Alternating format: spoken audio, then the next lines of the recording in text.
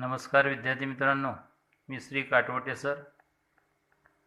Science and technology part first या सब्जेक्टमध्ये आपण त्या ठिकाणी topic number 2 periodic classification of element याबद्दल माहिती घेत होतो. आज आपण या ठिकाणी या टॉपिकमधील पुढचा कन्सेप्ट विचारात घेतोय, तो म्हणजे पिरियडिक ट्रेंड्स और periodic properties in a modern periodic table. आता या ठिकाणी पिरियडिक ट्रेंड्स किंवा पिरियडिक प्रॉपर्टीज म्हणजे काय? आता पिरियडिक याचा अर्थ पिरियडिसिटी याचा अर्थ रिपिटेशन्स. हे काही कॅरेक्टरिस्टिक्स ऑफ इलेमेंट्स और काही प्रॉपर्टीज ऑफ द इलेमेंट्स यामध्ये काय होतं, रिपिटेशन होत आहे. आणि या रिपिटेशन होणाऱ्या ज्या प्रॉपर्टीज आहेत पिरियडिक टेबलमध्ये असणाऱ्या, या रिपिटेशन होणाऱ्या प्रॉपर्टींना आपण periodic properties of that element असं म्हणतो. मग याची डेफिनेशन, प्रॉपर डेफिनेशन करताना आपण म्हणतो the properties which shows gradual variation in a group and in a period and they repeats themselves after a certain interval of atomic number. म्हणजे या ठिकाणी अशा प्रकारचे गुणधर्म की जे गुणधर्म ग्रॅज्युअली काय होतात, व्हेरिएबल असतात ग्रुपमध्ये तसेच पिरियडमध्ये, आणि ते पुन्हा पुन्हा त्या ठिकाणी स्वतःला रिपीट करतायत, पुन्हा पुन्हा येत आहेत एका ठराविक इंटरवल ऑफ ॲटॉमिक नंबरनंतर. अशा सगळ्या प्रॉपर्टीजना आपण पिरियडिक ट्रेंड किंवा त्या ठिकाणी पिरियडिक प्रॉपर्टीज असं म्हणतो. तर अशा काही प्रॉपर्टीज या ठिकाणी आज आपण डिस्कस करणार आहोत. यामध्ये पहिला भाग येतो तो म्हणजे व्हॅलन्सी. 2 नंबरची प्रॉपर्टी आपण त्या ठिकाणी विचार करतोय ते म्हणजे ॲटॉमिक साईज, आणि तिसरा भाग त्या ठिकाणी विचारात घेतोय मेटॅलिक कॅरेक्टरिस्टिक्स. तर अशा प्रकारे या ठिकाणी या 3 पैकी पहिली प्रॉपर्टी पहिल्यांदा आपण बघणार आहोत, ती म्हणजे काय, व्हॅलन्सी. तर या ठिकाणी पहिली प्रॉपर्टी आपण बघतो ती म्हणजे व्हॅलन्सी ऑफ ॲन इलेमेंटची व्हॅलन्सी कशा स्वरूपामध्ये आहे त्या पद्धतीची. म्हणजे व्हॅलन्सीबद्दल त्या ठिकाणी माहिती. व्हॅलन्सी याचा मराठी अनुवाद येतो त्या ठिकाणी संयोजन. आता व्हॅलन्सी कशाला म्हणायचं किंवा व्हॅलन्सीबद्दलची जी काही इन्फॉर्मेशन आहे, इलेमेंटच्या व्हॅलन्सीबद्दलची इन्फॉर्मेशन आहे, ती आपण आत्ता 9वीमध्ये पण घेतलेली आहे. व्हॅलन्सी कशाला म्हणायची, ती कशी डिटरमाइन करतात याबद्दलची माहिती आपण त्या ठिकाणी थोडक्यात का होईना पण त्या ठिकाणी 9वीमध्ये घेतलेली आहे. तरी देखील आज त्या ठिकाणी आपण पहिल्यांदा व्हॅलन्सीची डेफिनेशन बघतोय, ती म्हणजे the combining capacity of an element to form a compound. त्या ठिकाणी इलेमेंटकडे कॅपॅसिटी आहे की जो ज्या कॅपॅसिटीमुळे तो इलेमेंट दुसऱ्या कोणत्या तरी एखाद्या ॲटम ऑफ इलेमेंटशी काय होतो, कंबाईन होतो आणि काय तयार करतो, कंपाऊंड तयार करतो. कंपाऊंड म्हणजेच काय, 2 or more than 2 elements are combined to form a new compound having a new property called as a compound असं आपण म्हटलेलं आहे. पण हे new property having a new compound हे कसं तयार होतं, तर या ठिकाणी या कॅपॅसिटीमध्ये होते की जी कॅपॅसिटी कोणाकडे असते, त्या ॲटम ऑफ इलेमेंटकडे असते की ज्यामुळे ते इलेमेंट्स एकमेकांशी कंबाईन होतात. That capacity is called as a valency. त्याला आपण काय म्हणतो, व्हॅलन्सी. जो combining capacity of an elements to form a compound is are called as a valency. त्याला आपण काय म्हणतो, व्हॅलन्सी ऑफ इलेमेंट्स असं म्हणतो. आता अशी व्हॅलन्सी त्या ठिकाणी म्हणजे नक्की काय असू शकतं, तर एक एक्झाम्पल आपण बघितलं. समजा त्या ठिकाणी आपण जर सोडियमच्या बाबतीत विचार केला, जर त्या ठिकाणी आपण सोडियम हा एक इलेमेंट विचारात घेतला, फर्स्ट ग्रुप इलेमेंट आहे, आणि मग या ठिकाणी हा सोडियम यानं त्या ठिकाणी काय केला, तो रिप्रेझेंट केला. तर याचा ॲटॉमिक नंबर आहे 11. याचा ॲटॉमिक नंबर काय आहे, 11. त्यामुळे याचं इलेक्ट्रॉनिक कॉन्फिगरेशन काय असेल रे, इलेक्ट्रॉनिक कॉन्फिगरेशन काय असतं, 2, 8 and 1 अशा प्रकारचं इलेक्ट्रॉनिक कॉन्फिगरेशन असतं. आता या ठिकाणी जर आपण विचार केला तर यामध्ये आउटर मोस्ट ऑर्बिटमध्ये किती इलेक्ट्रॉन आहे, 1. एक इलेक्ट्रॉन त्याच्या आउटर मोस्ट ऑर्बिटमध्ये आहे. मग या ठिकाणी आउटर मोस्ट ऑर्बिट त्याला स्टॅबिलिटी ऑब्टेन करायचं असेल तर आउटर मोस्ट ऑर्बिटमध्ये 8 इलेक्ट्रॉन पाहिजेत. किंवा पाहिजे असतात. प्रत्येक इलेमेंटची हीच त्या ठिकाणी एक ॲक्वायर्ड कॅपॅसिटी असते की जी त्या ठिकाणी ऑक्टेट कंप्लीट करून आपण स्टेबल कसं व्हायचं याच्याकडे प्रत्येक इलेमेंट पाहत असतो. आता या ठिकाणी इथं ज्यावेळेस आपण सोडियमच्या बाबतीत विचार करतोय त्यावेळेस सोडियमकडे काय एक इलेक्ट्रॉन त्याच्या आउटरमोस्ट ऑर्बिटमध्ये आहे. मग याला ऑक्टेट पूर्ण करण्यासाठी 7 इलेक्ट्रॉन आहे. पण हा मेटल आहे. मेटल हे कधीही इलेक्ट्रॉन त्या ठिकाणी ॲक्सेप्ट करत नाही आहे. त्यामुळे ते काय करतात, इलेक्ट्रॉन डोनेट करतात. मग याच्याकडे एक इलेक्ट्रॉन आहे तर हा एक इलेक्ट्रॉन काय करेल, डोनेट करतो. मग आता या ठिकाणी एक इलेक्ट्रॉन करतोय. मग या ठिकाणी दुसरा इलेमेंट्स किंवा दुसरा ॲटम ऑफ इलेमेंट्स असा शोधणार तो की ज्याला एक इलेक्ट्रॉनची काय आहे, गरज आहे. समजा या ठिकाणी आपण क्लोरीन विचारात घेतला. So chlorine which have the atomic number 17 की ज्याचा ॲटॉमिक नंबर काय आहे 17. म्हणजे त्याचा ॲटॉमिक नंबर जर 70 असेल तर त्याचं इलेक्ट्रॉनिक कॉन्फिगरेशन 287. म्हणजे याच्या आउटरमोस्ट ऑर्बिटमध्ये त्या ठिकाणी 7 इलेक्ट्रॉन आहेत. याच्या आउटरमोस्ट ऑर्बिटमध्ये एक इलेक्ट्रॉन आहे. हा मेटल आहे, याचा अर्थ हा काय करतो, इलेक्ट्रॉन डोनेट करतो. आणि हा नॉन मेटल आहे, याचा अर्थ हा काय करतो, इलेक्ट्रॉन ॲक्सेप्ट करतो. मग इलेक्ट्रॉन ऑक्टेट पूर्ण करण्यासाठी याला किती इलेक्ट्रॉनची गरज आहे, तर एका इलेक्ट्रॉनची गरज आहे.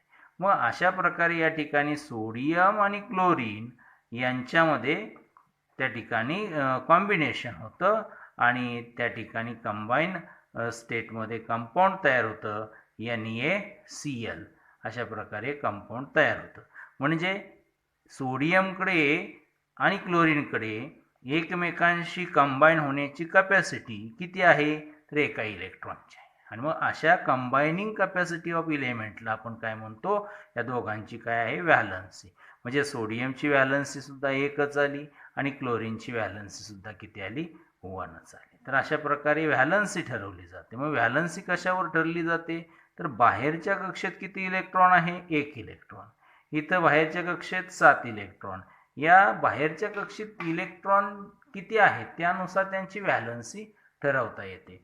हे त्या ठिकाणी आपणाला सांगता येतं. म्हणजे व्हॅलन्सी म्हणजे काय, तर ते त्या ठिकाणी तुम्हाला कळालं असेल आता की या ठिकाणी combining capacity of an element called as to form a compound called as that particular valency of element. त्या ठिकाणी व्हॅलन्सी ऑफ इलेमेंट आपल्याला सांगता येतं.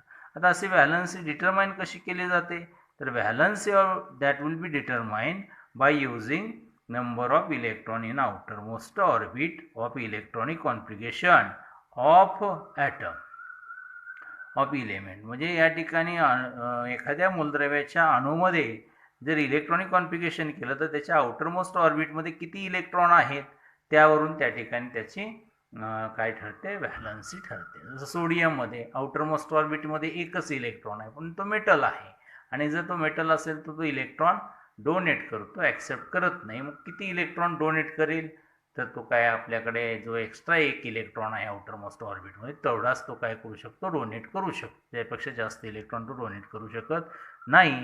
मग त्याला त्या ठिकाणी कुणाशी कंबाईन होता येईल, जो एक इलेक्ट्रॉन घेणार आहे अशा एखाद्या इलेमेंट किंवा ॲटम ऑफ इलेमेंट्सला त्या ठिकाणी तो कंबाईन करतो. जसं क्लोरीनमध्ये आउटरमोस्ट ऑर्बिटमध्ये 7 इलेक्ट्रॉन आहेत. तर त्या ठिकाणी त्याला किती इलेक्ट्रॉनची गरज आहे, तर एका इलेक्ट्रॉनची गरज आहे. म्हणजे 7 इलेक्ट्रॉन आउटरमोस्ट ऑर्बिटमध्ये आहे म्हणजे एका इलेक्ट्रॉनची गरज आहे. आणि एक इलेक्ट्रॉन आउटरमोस्ट ऑर्बिटमध्ये आहे याचा अर्थ तो एक इलेक्ट्रॉन डोनेट करण्याची त्याला गरज आहे.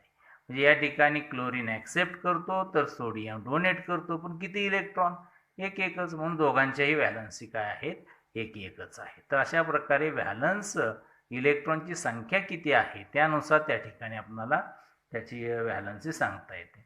मग त्या ठिकाणी मेटल्स जे असतात ते मेटल्सच्या व्हॅलन्सी साधारणतः 1, 2, 3 इथंपर्यंत असतात की जे इलेक्ट्रॉन काय करतात, डोनेट करतात. आणि नॉन मेटलच्या व्हॅलन्सीच्या बाबतीत जर विचार केला तर 4, 3, 2, 1 अशा पद्धतीने त्या ठिकाणी त्यांच्या व्हॅलन्सी होऊ शकतात. म्हणजे व्हॅलन्स इलेक्ट्रॉनची जर विचार केला तर व्हॅलन्स इलेक्ट्रॉन त्या ठिकाणी आउटरमोस्ट ऑर्बिटमध्ये असणाऱ्या मेटल्समध्ये 1 ते 3 पर्यंत असू शकतात. पण नॉन मेटल्समध्ये त्या ठिकाणी 4 पासून ते 7 पर्यंत त्या ठिकाणी व्हॅलन्स इलेक्ट्रॉन त्याच्या आउटरमोस्ट ऑर्बिटमध्ये असतात. ते कशा प्रकारे असतात ते आपण त्या ठिकाणी पाहणार आहोत. हे त्या ठिकाणी तुम्हाला समजलं असेल की या ठिकाणी व्हॅलन्सी ही त्या ठिकाणी आउटरमोस्ट ऑर्बिटमध्ये असणाऱ्या इलेक्ट्रॉनच्या संख्येनुसार आपणाला ठरवता येते. आता आपण मॉडर्न पिरियॉडिक टेबलबद्दल बघतो. आता मॉडर्न पिरियॉडिक टेबलमध्ये काय होतं, group number shows number of valence electron. Group number काय दाखवतो, नंबर ऑफ व्हॅलन्स इलेक्ट्रॉन दाखवतो. Hence each group have its own valency. त्यामुळे प्रत्येक ग्रुपला त्याची एक ठराविक अशी व्हॅलन्सी असते. In modern periodic table valency of element is same for same group. कारण त्याला हा प्रश्न विचारतात, एकाच ग्रुपला त्या ठिकाणी एकच व्हॅलन्सी असू शकते किंवा तीच व्हॅलन्सी असू शकते. अशा प्रकारे या ठिकाणी या ग्रुपबद्दलची माहिती या ठिकाणी सांगता येते. आणि त्याचबरोबर last point of this point that will be the periods in a period of modern periodic table, valence varies 1 to 4 and 4 to 0 from LHS to RHS of the modern periodic table.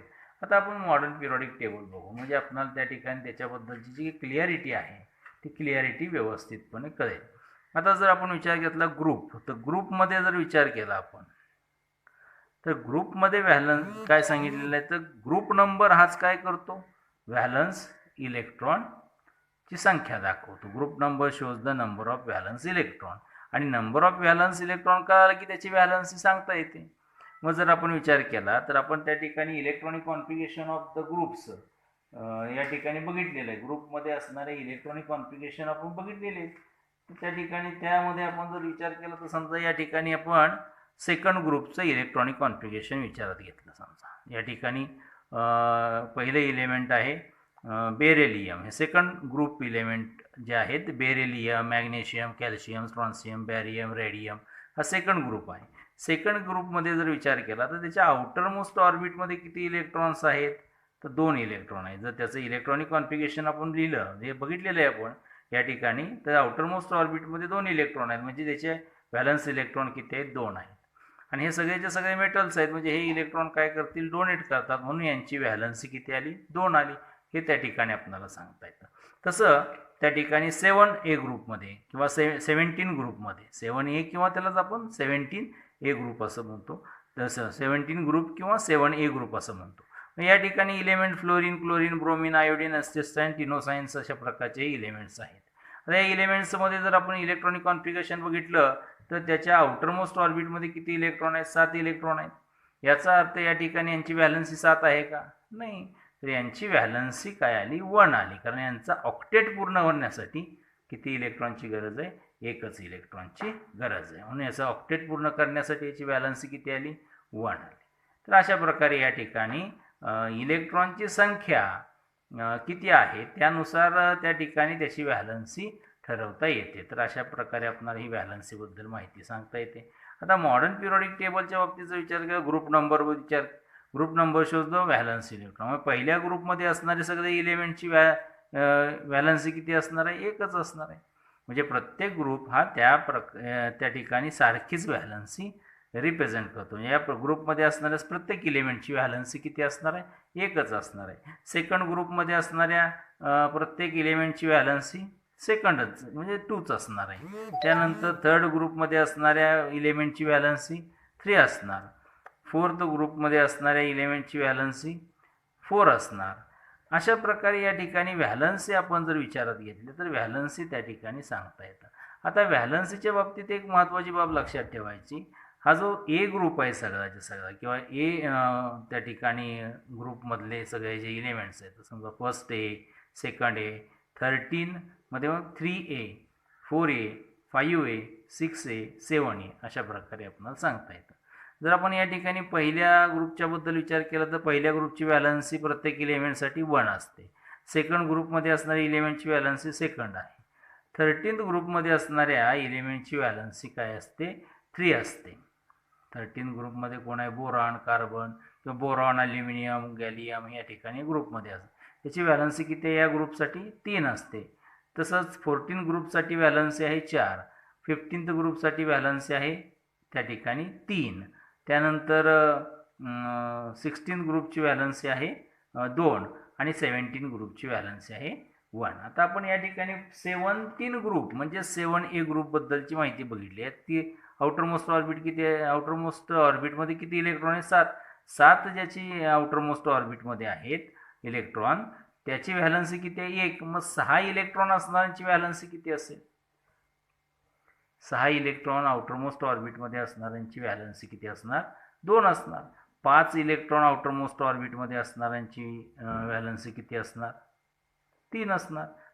Octet पूर्ण करायचं आहे, 8 electron outermost ऑर्बिटमध्ये complete व्हायला त्याला 3 इलेक्ट्रॉनची गरज आहे. त्याचबरोबर 4 electron ज्याच्या आउटरमोस्टमध्ये ऑर्बिटमध्ये आहेत त्याला किती इलेक्ट्रॉनची गरज आहे? तर 4 इलेक्ट्रॉनची. मग जर आपण या ठिकाणी विचार केला, 17 नंबरच्या कॉलमची व्हॅलन्सी 1 आहे, करण्याच्या आउटरमोस्ट ऑर्बिटमध्ये किती इलेक्ट्रॉन आहे? 7 आहे.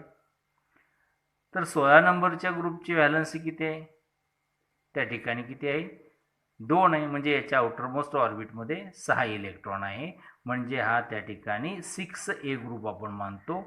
म्हणजे या ठिकाणी आउटरमोस्ट ऑर्बिटमध्ये 6 इलेक्ट्रॉन, म्हणजे ग्रुप नंबर काय शो करतोय? व्हॅलन्स इलेक्ट्रॉनची संख्या दाखवतोय. तसाच 15th ग्रुपमध्ये 5 इलेक्ट्रॉन आउटरमोस्ट ऑर्बिटमध्ये असतात, म्हणजे त्याची व्हॅलन्सी किती आहे? 3 आहे. तसंच 14th ग्रुपमध्ये सुद्धा काय होतं की त्या ठिकाणी 4 इलेक्ट्रॉन आउटरमोस्ट ऑर्बिटमध्ये दाखवतात, म्हणजे त्याची कॅपॅसिटी किती इलेक्ट्रॉनसाठी तो कंबाईन करू शकतो? तर 4 इलेक्ट्रॉनसाठी तो कंबाईन होणार आहे. त्यानंतर 13 ग्रुपची व्हॅलन्सी किती आहे? 3 आहे. म्हणजे त्याच्या आउटरमोस्ट ऑर्बिटमध्ये 3 इलेक्ट्रॉन असणार आहेत. इथं त्या ठिकाणी 4 इलेक्ट्रॉन असणार, इथं किती? 5 इलेक्ट्रॉन असणार, पण व्हॅलन्सी किती? 3. हे लक्षात ठेवा. म्हणजे या ठिकाणी मेटॅलिक प्रॉपर्टीज जसं डिक्रीज होत जातात तसंच व्हॅलन्सी काय होत जाते? त्या ठिकाणी डिक्रीज होत जात आहे. त्या पद्धतीनं आपण जर विचार केला तर पहिला भाग विचारात घेतला तर पहिल्या ग्रुपमध्ये व्हॅलन्सी 1 आहे, सेकंड ग्रुपमध्ये व्हॅलन्सी 2 आहे, थर्ड 3, फोर्थ 4, फिफ्थला त्या ठिकाणी 3, सिक्स्थ 2, 7, 1 अशा प्रकारे व्हॅलन्सी जर पिरियडनुसार विचार केला तर पिरियडनुसार व्हॅलन्सी कशा प्रकारे चेंज होत गेली? 1, 2, 3, 4 आणि परत 4 पासून काय झाली? कमी होत गेली. 3, 2, 1, 0. Last column almost all completely filled असतात, म्हणून त्या ठिकाणी लास्ट कॉलमची व्हॅलन्सी किती आहे? 0 व्हॅलन्स, म्हणून याला 0 ग्रुप आपण म्हणतो. तर अशा प्रकारे व्हॅलन्सीबद्दल आपल्याला त्या ठिकाणी सांगता येतं. व्हॅलन्सी ग्रुपनुसार त्या ठिकाणी ग्रुपनुसार जर विचार केला तर group number shows the valence electron, आणि व्हॅलन्स इलेक्ट्रॉनवर आपण त्या इलेमेंटची काय ठरवतो? व्हॅलन्सी ठरवतो. प्रत्येक ग्रुपमध्ये असणाऱ्या प्रत्येक इलेमेंटची, एकाच ग्रुपमध्ये असणाऱ्या प्रत्येक इलेमेंटची व्हॅलन्सी ही तेवढीच असते जेवढं त्या ठिकाणी पहिल्या इलेमेंटची असेल त्या ग्रुपमधील, तेवढीच लास्टच्या इलेमेंटची सुद्धा असेल. So that will be about the valence. ही सगळी कशाबद्दल झाली? व्हॅलन्स. मग हे त्या ठिकाणी आपण जर विचार केला तर जसं इथं या ठिकाणी पहिल्या ग्रुपची व्हॅलन्सी 1 आहे, त्याच्यानंतर 17व्या ग्रुपची व्हॅलन्सी 1 आली. मग ठराविक ॲटॉमिक नंबर नंतर त्या ठिकाणी काय आला? परत व्हॅलन्सी 1 येते. ठराविक ॲटॉमिक नंबर नंतर परत व्हॅलन्सी किती आली? 2 आली. म्हणजे या ठिकाणी याचं रिपिटेशन आहे. व्हॅलन्सी 1 येणं, 2 येणं, याचं काय होतं? रिपिटेशन होतं. आणि म्हणून या ठिकाणी आपण म्हणतो valency of element is a periodic property. Valency इलेमेंटची व्हॅलन्सी काय आहे? एक पिरियडिक प्रॉपर्टी आहे. हे त्या ठिकाणी आपल्याला सांगता येतं. तर याच्यानंतर आपण पुढचा भाग विचारात घेतोय तो म्हणजे सेकंड प्रॉपर्टी, ॲटॉमिक साईज. आता atomic size is also one of the property. आता ॲटॉमिक साईज म्हणजेच काय? तर dimensions of shape of atom. अणूचा आकार दाखवणारं एक त्या ठिकाणी काय आहे? डायमेन्शन्स आहेत. That will be the atomic size of atom shows the dimensions of shape of atom. अणूचा आकार दाखवणारी एक काय पद्धत आहे. आता atomic size is determined by using the atomic radius. Atomic रेडियसवर त्या ठिकाणी काय अवलंबून असते? ॲटॉमिक साईज डिपेंड असते. आता ॲटॉमिक रेडियस कशाला म्हटलं जातं? तर ॲटॉमिक रेडियस जर आपल्याला बघायची असेल तर त्या ठिकाणी आपल्याला एक एक्झाम्पल आपण विचारात घेऊ. मग त्या ठिकाणी आपल्याला त्याच्यावरून आपल्याला समजेल की त्या ठिकाणी ॲटॉमिक साईज कशाला म्हटलं जातं किंवा रेडियस कशाला म्हटलं जातं. समजा या ठिकाणी आपण जर विचार केला तर या ठिकाणी सोडियम आहे. सोडियमचा इलेक्ट्रॉनिक कॉन्फिगरेशन काय आहे रे? 281 आहे. तर या ठिकाणी याचे ऑर्बिट आपण ड्रॉ केले. पहिलं ऑर्बिट काय आहे? त्या ठिकाणी पहिला न्यूक्लियस, त्याच्याभोवती पहिलं ऑर्बिट, पहिल्या ऑर्बिटमध्ये 2 इलेक्ट्रॉन, दुसऱ्या ऑर्बिटमध्ये त्या ठिकाणी आपण जर ड्रॉ केला तर दुसऱ्या ऑर्बिटमध्ये किती इलेक्ट्रॉन आले? त्या ठिकाणी 8 electrons are filled with the second orbit. Second ऑर्बिटनं 8 इलेक्ट्रॉन फिल केलं. आणि त्याच्यानंतर थर्ड ऑर्बिटमध्ये किती इलेक्ट्रॉन आहे, तर त्या ठिकाणी एकच इलेक्ट्रॉन आहे. मग या ठिकाणी आउटर मोस्ट ऑर्बिट ते न्यूक्लियस हे जे डिस्टन्स आहे, या डिस्टन्सला काय म्हटलं जातं, ॲटॉमिक रेडियस असं म्हटलं जातं. म्हणजे पहिल्या ऑर्बिटशी त्याचं तुलना नाही करायची. आउटर मोस्ट ऑर्बिट, पहिला किंवा दुसरा ऑर्बिट नाही, जो बाहेरील ऑर्बिट आहे त्यापर्यंत जर त्या ठिकाणी न्यूक्लियसपासून ते आउटर मोस्ट ऑर्बिटपर्यंत जे डिस्टन्स आहे, that is called as atomic radius. त्याला आपण काय म्हणतो, ॲटॉमिक रेडियस. मग ही रेडियस जेवढी जास्त तेवढा अणू मोठा, जेवढी रेडियस कमी तेवढं त्या ठिकाणी तो अणूसुद्धा काय असतो, कमी असतो. आता हे त्या ठिकाणी झालं ॲटॉमिक रेडियस. म्हणजे काय, हे त्या ठिकाणी करताना ॲटॉमिक रेडियसनुसार त्या ठिकाणी अणूचा आकार लहान मोठा हा आपणाला सांगता येतो. आता या ठिकाणी आपण ग्रुपमध्ये मॉडर्न पिरियॉडिक टेबलच्या बाबतीत जर विचार केला तर ग्रुपमध्ये ॲटॉमिक साईजच्या बाबतीत काय माहिती मिळते पहा. तर या ठिकाणी आपल्याला हा ग्रुप नंबर फर्स्ट विचारात घेतला तर हायड्रोजन आहे, लिथियम, सोडियम, पोटॅशियम, रुबिडियम, इथंपर्यंत आणखी पुढं सीझियम, फ्रान्सियम त्या ठिकाणी आहे. तर या ठिकाणी त्या ठिकाणी जर आपण विचार केला तर या ठिकाणी पहिला इलेमेंट कोणता आहे, हायड्रोजन आहे. मग हायड्रोजन हा जर पहिला इलेमेंट आहे तर हायड्रोजनच्या बाबतीत ज्यावेळेस आपण इलेक्ट्रॉनिक कॉन्फिगरेशन किंवा ॲटॉमिक नंबर विचारात घेतो तर एक आहे, त्याचं इलेक्ट्रॉनिक कॉन्फिगरेशन काय 1 आहे. आता एकच इलेक्ट्रॉन आहे म्हणजे एक कक्षा किती आहेत, कारण पिरियड नंबर काय शोज करतो, period number shows the number of orbit. मग हा पहिल्या ऑर्बिटमध्ये असणारा इलेमेंट आहे किंवा पहिल्या पिरियडमध्ये असणारा इलेमेंट आहे, म्हणून या ठिकाणी याच्यामध्ये किती ऑर्बिट आहे, एकच ऑर्बिट आहे. यातला एक इलेक्ट्रॉन जो आहे त्याचा इलेक्ट्रॉनिक कॉन्फिगरेशनमध्ये तो पहिल्या ऑर्बिटमध्ये आहे. मग या ठिकाणी पहिलं ऑर्बिट आपण इथं ड्रॉ केलं, हे पहिलं ऑर्बिट. ही याची त्याची काय झाली, मग हे न्यूक्लियसपासून पहिलं ऑर्बिट हेच त्याचं आउटर मोस्ट ऑर्बिट असतं, त्यामुळे त्याची रेडियस या ठिकाणी आपल्याला सांगता येईल दिस इज आर फॉर एच. हायड्रोजनसाठी हा झाला आर. त्याच्यानंतर आपण लिथियमच्या बाबतीत विचार केला तर लिथियमचा ॲटॉमिक नंबर आहे 3. मग इलेक्ट्रॉनिक कॉन्फिगरेशन 2 1. त्या ठिकाणी किती ऑर्बिट, 2 ऑर्बिट तयार झाले. 2 ऑर्बिट, पहिल्या ऑर्बिटमध्ये 2 इलेक्ट्रॉन, सेकंड ऑर्बिटमध्ये 1 इलेक्ट्रॉन. पण याची ॲटॉमिक रेडियस कुठून कुठंपर्यंत, पहिल्या ऑर्बिटपर्यंत येईल का, नाही, तर second orbit is outermost orbit. So nucleus to second orbit या ठिकाणी एवढं डिस्टन्स याला त्या ठिकाणी आपण रेडियस ऑफ लिथियम ॲटम असं म्हणतो.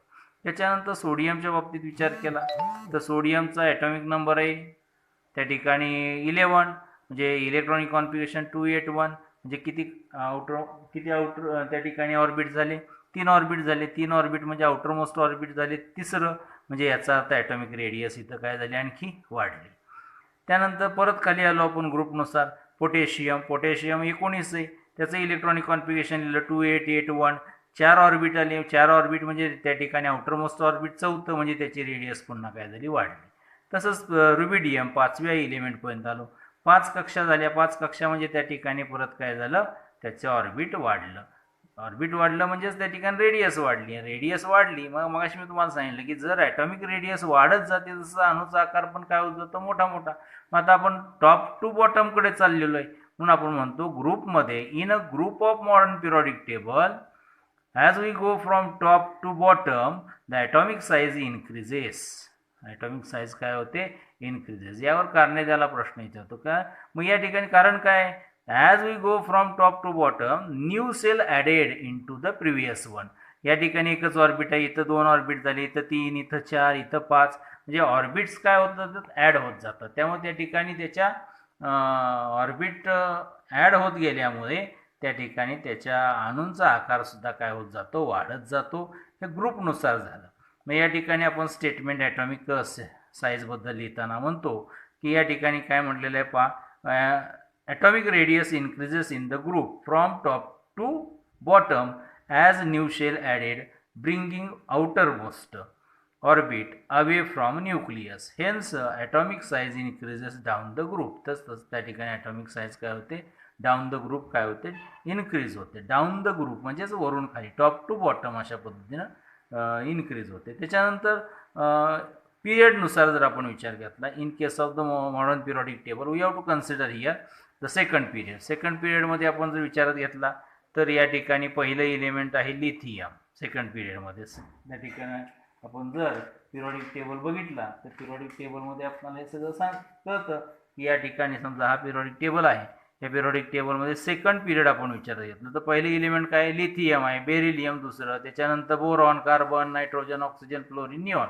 अशा प्रकारे सेकंड आडवी ओळ बघायची.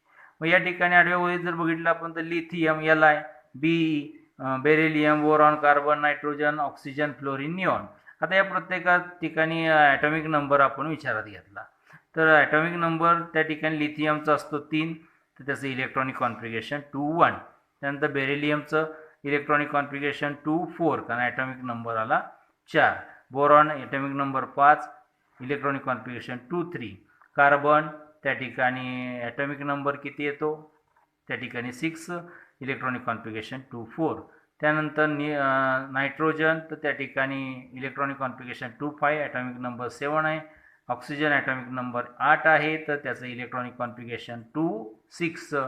फ्लोरीन ॲटॉमिक नंबर आहे 9 तर त्या ठिकाणी त्याचं इलेक्ट्रॉनिक कॉन्फिगरेशन 2, 7 आहे. आणि निऑन ॲटॉमिक नंबर आहे 10 तर त्याचं इलेक्ट्रॉनिक कॉन्फिगरेशन 2, 8 अशा पद्धतीचं आहे. आता यामध्ये जर आपण विचार केलं तर पिरियडच्या बाबतीत जर विचार केला तर पिरियड नंबर काय दाखवतो, नंबर ऑफ ऑर्बिट दाखवतो.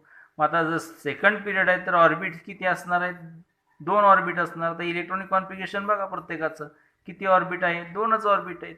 म्हणजे या ठिकाणी हे सगळे इलिमेंट सेकंड ग्रुपमध्येच का ठेवलेत, कारण या प्रत्येकाचं इलेक्ट्रॉनिक कॉन्फिगरेशनमध्ये कक्षांची संख्या ही किती होऊ शकते, 2च होऊ शकते. आता या ठिकाणी आपण पहिल्या इलिमेंटबद्दल विचार करू. लिथियममध्ये त्या ठिकाणी हा न्यूक्लियस, त्याच्यामध्ये पहिलं ऑर्बिट 2 इलेक्ट्रॉन आहेत, दुसऱ्या ऑर्बिटमध्ये 1च इलेक्ट्रॉन आहे. त्यानंतर त्या ठिकाणी बेरिलियमच्या बाबतीत विचार केला तर पहिल्या ऑर्बिटमध्ये 2 इलेक्ट्रॉन, दुसऱ्या ऑर्बिटमध्ये 2 इलेक्ट्रॉन. बोरॉनमध्ये पहिल्या ऑर्बिटमध्ये 2 इलेक्ट्रॉन गेले, उरलेले 3 आहेत ते दुसऱ्या ऑर्बिटमध्ये. त्यानंतर कार्बनचं त्या ठिकाणी स्ट्रक्चर ड्रॉ केलं तर आपल्याला काय कळतं, सेकंड ऑर्बिटमध्ये किती इलेक्ट्रॉन आहे, 4 इलेक्ट्रॉन. नायट्रोजनच्या सेकंड ऑर्बिटमध्ये 5 इलेक्ट्रॉन, ऑक्सिजनच्या सेकंड ऑर्बिटमध्ये 6 इलेक्ट्रॉन, फ्लोरीनच्या 7 त्या ठिकाणी सेकंड ऑर्बिटमध्ये 7 इलेक्ट्रॉन आणि निऑनच्या सेकंड ऑर्बिटमध्ये 8 इलेक्ट्रॉन. मग आता या ठिकाणी त्या ठिकाणी इलेक्ट्रॉन म्हणजे काय, तर इलेक्ट्रॉन याचा अर्थ निगेटिव्ह चार्ज. मग या निगेटिव्ह चार्जला आतमध्ये ओढणारा त्या ठिकाणी कोणता चार्ज असतो रे, तर पॉझिटिव्ह चार्ज असतो. मग या ठिकाणी एका इलेक्ट्रॉनला या ठिकाणी आतमध्ये ओढण्यासाठी लागणारा फोर्स हा जास्त असेल का 8 इलेक्ट्रॉनला आतमध्ये ओढणारा लागणारा फोर्स जास्त असेल, साहजिकच आहे. एका इलेक्ट्रॉनला लावलेला फोर्स हा कमी असेल कुणापेक्षा, 8 इलेक्ट्रॉनला आतमध्ये ओढण्यासाठी लावलेल्या फोर्सपेक्षा. म्हणजे या ठिकाणी जर आपण घेतला लिथियम, याचा जो आउटर मोस्ट ऑर्बिट आहे याच्यावर एक न्यूक्लिअर पूल की जो आतून पॉझिटिव्ह चार्ज काय करतोय त्याच्यावर ॲक्ट करतोय. त्यामुळे हा जो इलेक्ट्रॉन आहे किंवा हे ऑर्बिट आहे ते ऑर्बिट काय होतं, आतमध्ये ओढलं जाते. आता हे आतमध्ये जसं ते ओढलं जाईल तसंच त्या ठिकाणी एक इलेक्ट्रॉन असल्यामुळे त्या ठिकाणी थोडंसं आतमध्ये ओढलं जाईल. त्यानंतर इथं बेरिलियमच्या बाबतीत ते त्याच्या यापेक्षा जास्त आतमध्ये ओढलं जाईल. त्याच्यानंतर बोरॉनमध्ये 3 इलेक्ट्रॉन आहे, म्हणजे या ठिकाणी आउटरमोस्ट ऑर्बिट यांच्यापेक्षाही काय होईल, अगदीच आतमध्ये ओढलं जाईल. म्हणजे या ठिकाणी अणू काय होईल, कॉन्स्ट्रिक्ट व्हायला सुरुवात होईल, आकुंचित व्हायला सुरुवात होईल, बारीक व्हायला सुरुवात होईल. तसं कार्बनच्या बाबतीतही तसंच विचार केला तर 4 अणू आहेत, म्हणजे याच्यापेक्षा हा अणू काय होणार, कमी आकारानं होणार. त्यानंतर नायट्रोजनमध्ये सुद्धा काय झालं, 5 इलेक्ट्रॉन आहेत, म्हणजे या ठिकाणी कार्बनपेक्षा नायट्रोजनचा अणू काय झाला, अतिशय आकारानं कमी झाला.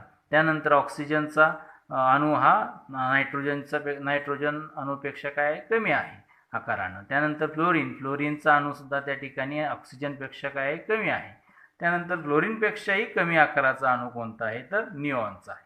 अशा प्रकारे याचं कारण काय आहे, तर जो काही इंटरनल न्यूक्लिअर पूल आहे त्यामुळे ते इलेक्ट्रॉन आतमध्ये ओढले जातील. मग इलेक्ट्रॉन आत ओढतात तर ते ऑर्बिटमध्ये, म्हणजे थोडक्यात ते ऑर्बिटच काय होतं, आतमध्ये ओढून घेतलं जातं. म्हणजे त्या ऑर्बिटची जी काही रेडियस आहे ती रेडियस काय होते, कमी होते. आणि रेडियस जशी कमी होत जाईल तसं ॲटॉमिक साईज पण काय होते, डिक्रीजेस होते. म्हणून आपण पिरियडनुसार जर आपण त्या ठिकाणी ॲटॉमिक साईजबद्दलची माहिती विचार करतो. In a period of modern periodic table size of atom is decreases from left to right side because electrons are added into same shell experience the greater pull from the nucleus. बघा या ठिकाणी जर आपण विचार केला तर orbit सगळ्यांचे काय सेकंड ऑर्बिट आहे, म्हणजे सेम ऑर्बिट आहे, म्हणजे एकाच ऑर्बिटमध्ये त्या ठिकाणी इलेक्ट्रॉनची संख्या मात्र काय होत जाते, वाढत जाते.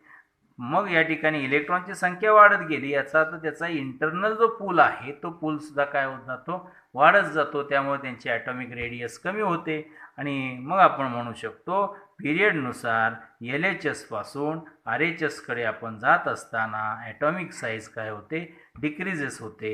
तर ग्रुपनुसार ॲटॉमिक साईज टॉपकडून बॉटमकडे जात असताना काय होते, इन्क्रीज होते. So that's about the atomic size. हे सगळं कशाबद्दल झालं, ॲटॉमिक साईज. आता ही पिरियॉडिक प्रॉपर्टी कशी आहे, तर पिरियॉडिक प्रॉपर्टी पहा या ठिकाणी जर आपण विचार केला तर या ठिकाणी सेकंड ऑर्बिटमध्ये इथं जर आपण अगदी अणू इथून काय झाला कमी होत गेला इथं निऑनला.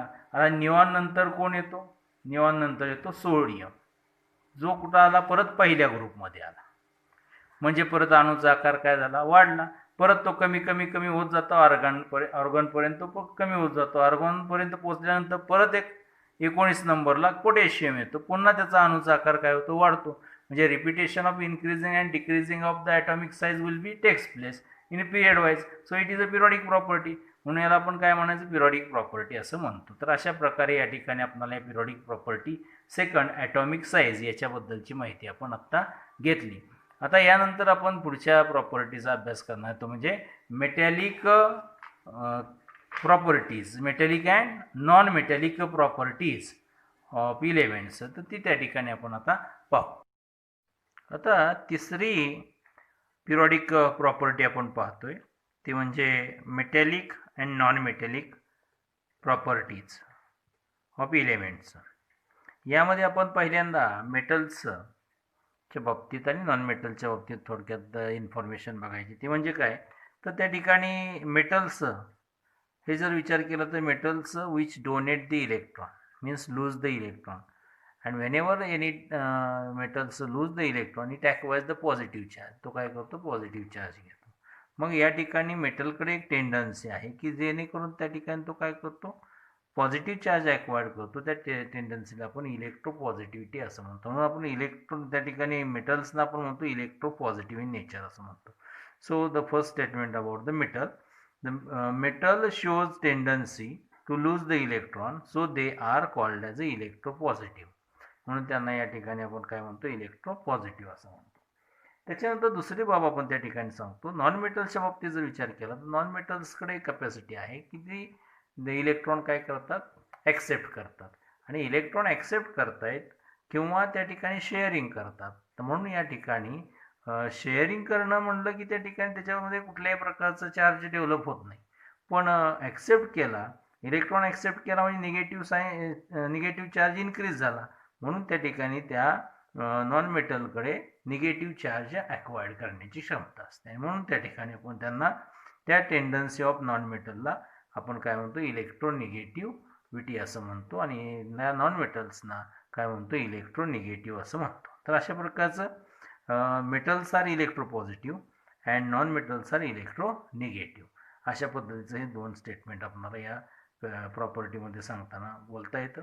त्याचबरोबर आणखी त्या ठिकाणी आपण जर विचार केला तर मॉडर्न पिरियॉडिक टेबलमध्ये या मेटॅलिक कॅरेक्टरिस्टिक्स कशा प्रकारे व्हेरिएबल असतात किंवा कशा प्रकारे चेंजेस होतात हे त्या ठिकाणी पाहायचं आहे. तर मॉडर्न पिरियॉडिक टेबल जर विचारात घेतला तर मॉडर्न पिरियॉडिक टेबलमध्ये पिरियडनुसार आपण विचार घेतला तर पिरियडनुसार त्या ठिकाणी मेटॅलिक कॅरेक्टरिस्टिक ज्या असतात त्या LHS कडून RHS कडे काय होत आहेत, कमी होत जातात. तर त्या ठिकाणी नॉन मेटॅलिक कॅरेक्टरिस्टिक आहेत त्या LHS कडून RHS कडे वाढतात. अशा प्रकारे या ठिकाणी व्हाईस वर्सा पण होतं. RHS कडून LHS कडे येतोय तर मेटॅलिक कॅरेक्टरिस्टिक काय होतील, वाढतील.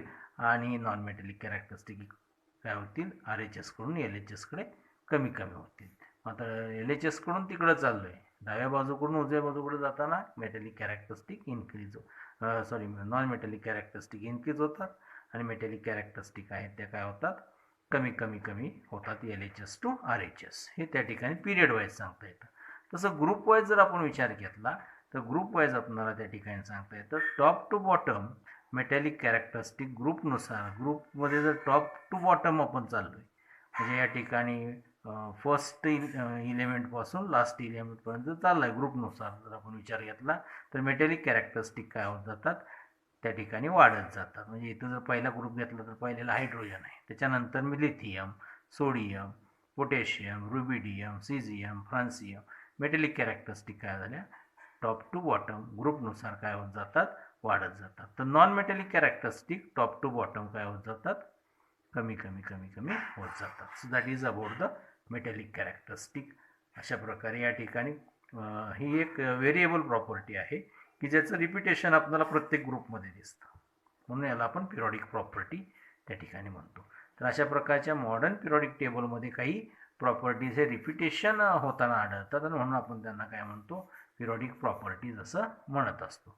तर या ठिकाणी आपल्याला ह्या पिरियॉडिक प्रॉपर्टीमध्ये सांगता येतं. त्याचबरोबर या मॉडर्न पिरियॉडिक टेबलमध्ये इथं जी लाईन दिलेली आहे या लाईनला आपण काय म्हणतो, झिगझॅग लाईन असं म्हणतो. काय म्हणतो, झिगझॅग लाईन. मग झिगझॅग लाईन ही काय आहे तर zigzag line is the boundary line. Zigzag लाईनच्या बाबतीत ज्यावेळेस आपण इन्फॉर्मेशन पाहतोय त्यावेळेस आपण काय सांगतो, in a modern periodic table zigzag line separates the metals and non metals. The border line element along the zigzag line in the modern periodic table are metalloid. या झिगझॅग लाईनवरती असणारे जे सगळे इलेमेंट्स आहेत या इलेमेंट्सना आपण काय म्हणतो, मेटलॉइड म्हणतात. मेटलॉइड म्हणजे काय तर the elements which shows the property of both metal and non metals called as metalloid.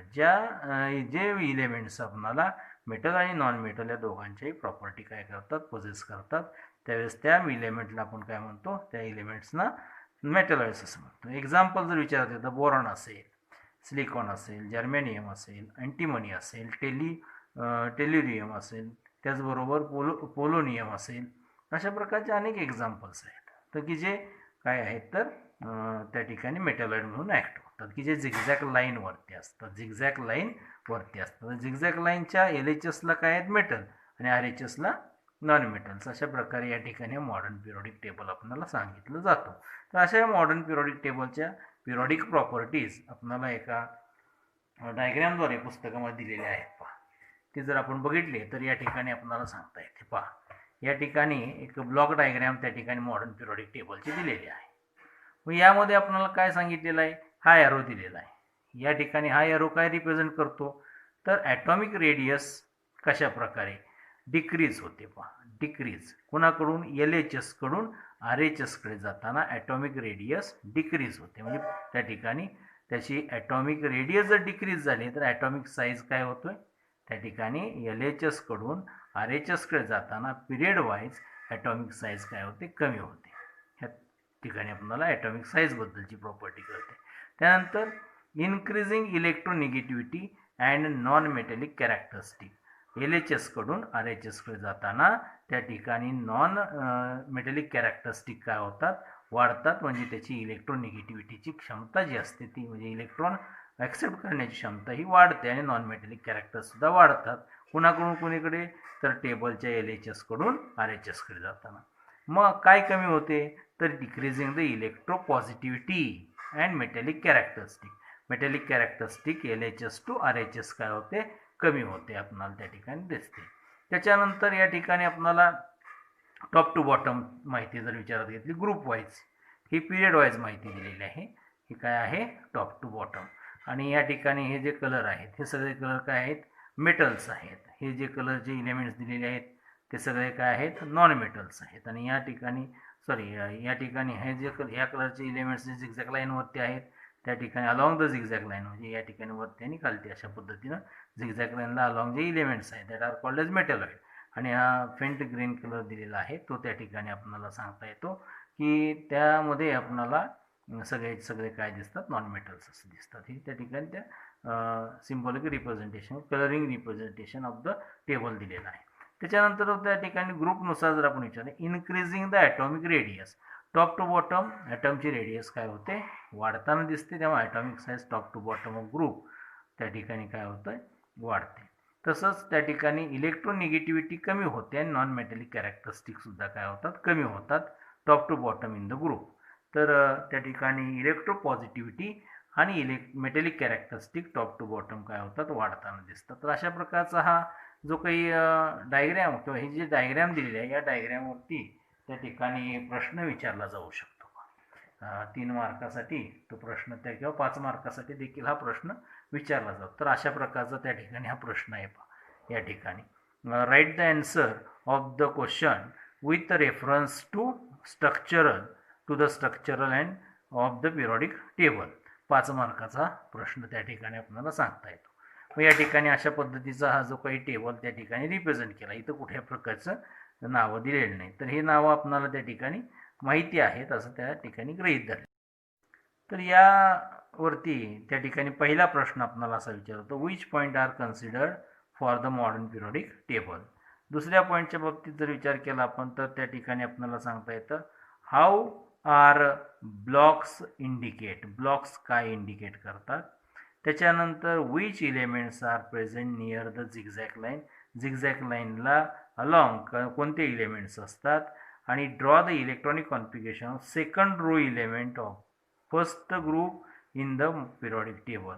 त्या ठिकाणी आपल्याला जर सेकंड रो याचा अर्थ दुसरा रो आपण घेतो. Second row element first group in the periodic table. पहिल्या ग्रुपमधल्या सेकंड रोला कोणतं इलेमेंट आहे, लिथियम, त्याचं इलेक्ट्रॉनिक कॉन्फिगरेशन घ्यायचं आहे. तर अशा प्रकारे याची त्या ठिकाणी माहिती आपल्याला या प्रश्नांची उत्तर. आणि 5वा प्रश्न आहे, in a periodic table while going from left to right of the atomic radius decreases, explain. तर atomic radius left to right जाताना त्या ठिकाणी कशा प्रकारे किंवा डिक्रीज होते याचं एक्सप्लेनेशन द्या. अशा प्रकारे 5 मार्काचा प्रश्न या ठिकाणी परीक्षेला यावरती आधारित विचारला जाऊ शकतो ॲक्टिव्हिटी बेसवरती. तर या पद्धतीनं या ठिकाणी हे पिरियडिक प्रॉपर्टीबद्दल आपल्याला माहिती सांगता येते. तर याच्यानंतर जो पॉईंट आहे तो म्हणजे ग्रॅडिएशन इन अ हॅलोजन फॅमिली. अशा प्रकारचा पॉईंट आहे. तर यामध्ये काय, हॅलोजन म्हणजे कोणतं, the elements which are present in the 17 group 70मध्ये जे काही इलेमेंट्स आहे त्या इलेमेंट्सना आपण त्या ठिकाणी काय म्हणतो, हॅलोजन ग्रुप इलेमेंट्स असं म्हणतो. त्या ठिकाणी दे shows the physical state of matter like as fluorine, chlorine is gaseous. त्याच्या फिजिकल स्टेट जर विचारात घेतल्या तर याच्यामध्ये जर 17 नंबरचा ग्रुप जर आपण विचारात घेतला, 17 नंबरच्या ग्रुपमध्ये काय आहेत, फ्लोरीन, क्लोरीन, ब्रोमीन, आयोडीन, ॲस्टेस्टाईन आणि अशा प्रकारे या ठिकाणी हे इलेमेंट्स आहेत. तर या इलेमेंट्समध्ये फ्लोरीन, क्लोरीन हे गॅसेस असतात. ब्रोमीन हे एकमेव असं नॉन मेटॅलिक लिक्विड आहे स्टेटमध्ये असतं. आणि व्हाईल आयोडीन त्या ठिकाणी जर विचारात घेतलं तर हे सॉलिड स्टेटमध्ये आहे. म्हणजे दे ऑल या ठिकाणी जर विचार घेतला तर सगळ्या प्रकारच्या स्टेट ऑफ फिजिकल स्टेट त्या ठिकाणी या हॅलोजनमध्ये आपल्याला पाहायला मिळतात. त्याच्यानंतर त्या ठिकाणी they all react with hydrogen two forms a halide like as hydrogen fluoride HCl, that will be the hydrochloric acid, hydrogen iodide. तर अशा प्रकारे हॅलाइड्स तयार केला. हायड्रोजन ह्या सगळ्या जे काही इलेमेंट्स आहेत या ग्रुपमधले सगळेच्या सगळे हायड्रोजन बरोबर काय होतात, रिॲक्ट होतात आणि त्या ठिकाणी त्याच्यापासून हॅलाइड्स तयार करण्याची क्षमता ठेवतात. म्हणून याला आपण हॅलोजन असं म्हणतो.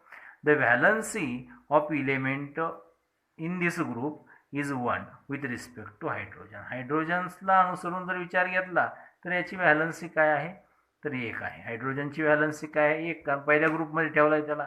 तसंच या ठिकाणी यांच्या प्रत्येकाच्या व्हॅलन्सीसुद्धा 1 आहे. आणि म्हणून या ठिकाणी हायड्रोजन यांच्याशी रिकंबाईन होतो आणि त्या ठिकाणी हॅलाइड्स तयार करण्याची क्षमता ठेवतो. त्यामुळे हायड्रोजन आणि यांचं कॉम्बिनेशन हे सातत्यानं आपल्याला आढळतं in the form of halides. So you can called as a halogen, म्हणून आपण त्यांना काय म्हणतो, हॅलोजन. तर हे झालं कशाबद्दल, तर ग्रॅडिएशन इन हॅलोजन फॅमिली. तर अशा प्रकारे हा topic number 2 periodic classification of element आज आपण इथं संपवलेला आहे. तर या ठिकाणी आत्तापर्यंत जी काही इन्फॉर्मेशन तुम्हाला मिळालेली असेल या ठिकाणी या इन्फॉर्मेशनचा योग्य तो आपण अभ्यास करा आणि त्या पद्धतीनं या टॉपिकवर जो एक्सरसाइज आहे त्या एक्सरसाइजमध्ये असणाऱ्या प्रश्नांचे आन्सर्स त्या ठिकाणी व्यवस्थितपणे तुम्ही लिहिले पाहिजेत हे त्या ठिकाणी लक्षात घ्या. आज इथं आपण थांबतोय. याच्या पुढील टॉपिक त्या ठिकाणी आपण पुढच्या तासाला बघणार आहोत. तोपर्यंत धन्यवाद.